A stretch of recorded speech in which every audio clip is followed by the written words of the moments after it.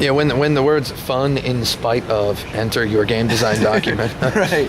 There's probably something wrong. I say there's probably I think games like BioShock must have a whole section of the game design document marked disappointing stuff or nonsense or clutter or busy work. Yeah. It's like, and this is why I think a game like Canabalt, my personal opinion is that it kind of does, it makes an artistic expression because it's like, it presents you, okay, more than a story, it presents you an atmosphere, right? Would you agree that atmosphere is more important than atmosphere can be narrative, right? I think so, and I think I've been talking with people about this a lot, because there's a really fine line, and like my personal tastes on it fall toward the abstract. For me, the more abstract, the more I can project, the better. But it's because I like to make stuff up, and I understand that not everybody likes that. And there's a large chunk of people who you like to think of stuff. Yeah, and the blanker the canvas, usually the happier I am. I think you're not alone in that, but there's the jerks who it's definitely a split audience, but there's this there's totally an art form and I think of it the same way.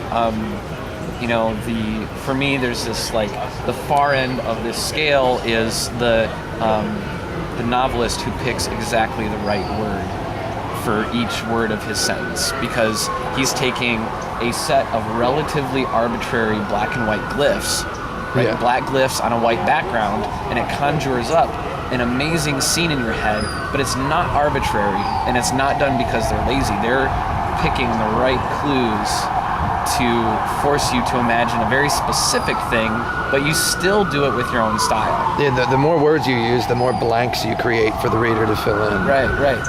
So that I consider something important to pursue, and something that I feel like I'm starting to not have any level of mastery over, but something I can use comfortably. I can put in I can choose a few words that I'm going to put into my game that will conjure a fairly specific atmosphere. An atmosphere of feeling. Yeah, and that's I don't think it necessarily it replaces a story, but it's a really, really powerful thing. It's a very powerful substitute for a story. Yeah. Obviously, there's a time to have a story in a game, but for something like the iPhone, I remember reading around the time Canabalt came out, a lot of reviews.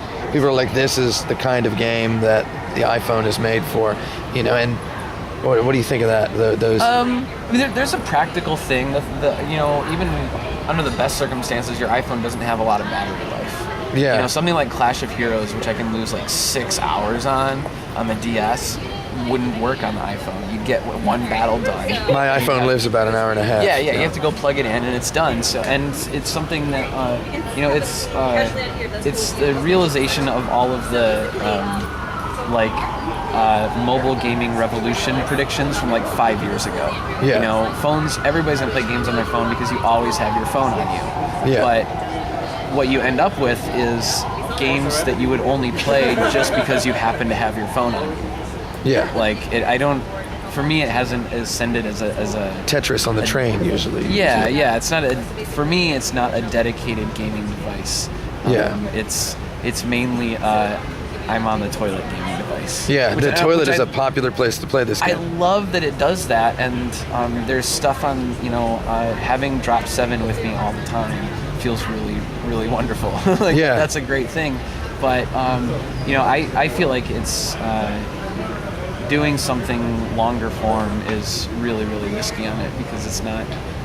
I don't think people are using it that way yet, and I don't think the hardware is designed to be used that way yet either. Do you think it will be at some point? I'm not sure. I kind of hope so. iPhone 2 or something. Yeah, I sort of hope so, just because it's such an open platform. It's so easy to publish on. Yeah. That giving that opportunity to people who excel at longer form games doesn't seem like a bad thing. I think, have you played those Zelda games on DS? It's like, that kind of, all you do is you use the touch screen for that. That feels more than enough.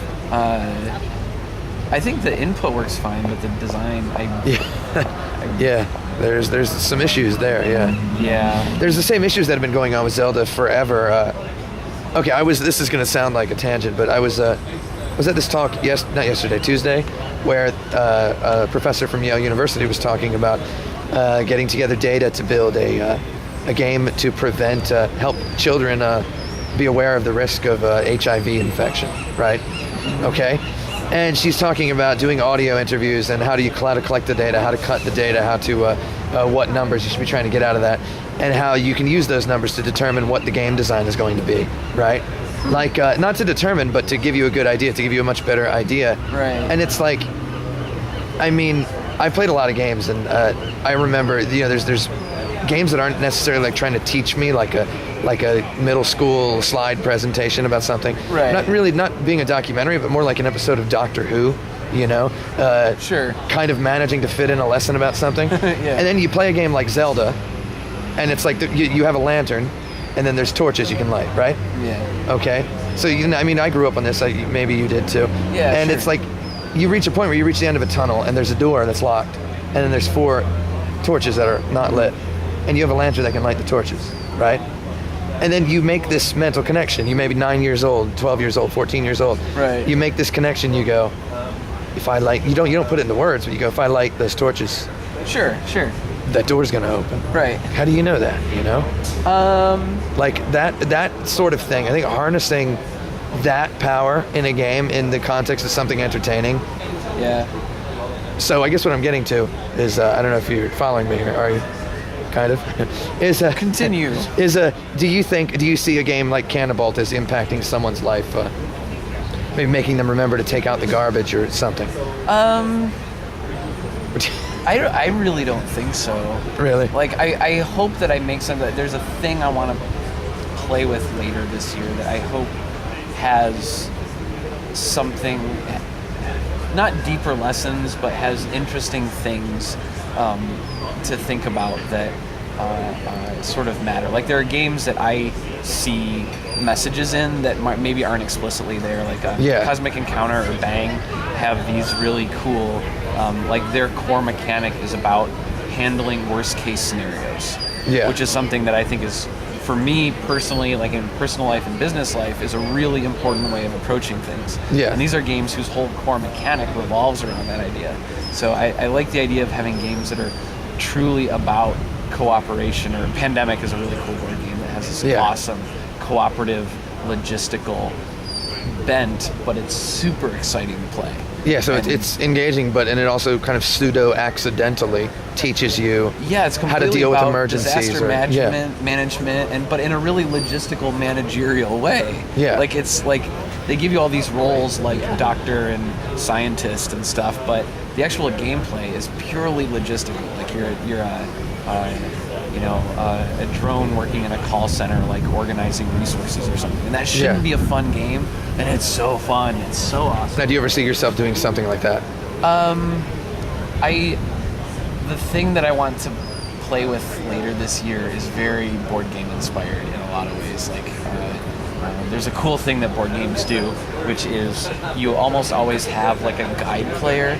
Like, somebody plays Cosmic Encounter, which is like not absurdly complex, but relatively complex, but there's lots of good stuff in there, and they want to show it to their friends, and because it's turn-based and it doesn't require reflexes or reactions, you can take time, and this guide player can explain the game to everybody. You go, no, you put your little spaceships in this stack, and you draw this card from this pile, and I really want to try and put that into kind of the way Spelunky put a roguelike into a platformer. I want to try and put that into a co-op platformer experience, because you always, you sit down and try to play, I try to play GoldenEye or Halo with my wife, and it doesn't work, and there's nothing I can do to help.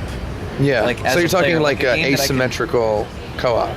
Or at least asymmetrical responsibilities for players. Like, if you're an awesome player, give you these cool ways that you can assist your friend. Like, it all like came together when we started playing the new Super Mario Brothers Wii, where everybody does the same thing. Well, and you can bubble yourself, right? That's the "oh no, I'm stuck" thing.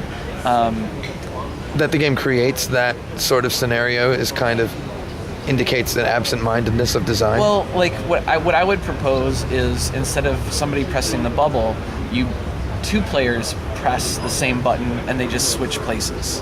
Yeah, something like that. Yeah. Something really, really simple. So you would jump up to a hard place, you'd both hold the button, you'd swap, and you would jump the other player up, and then you could move on through the level, and it would be fine.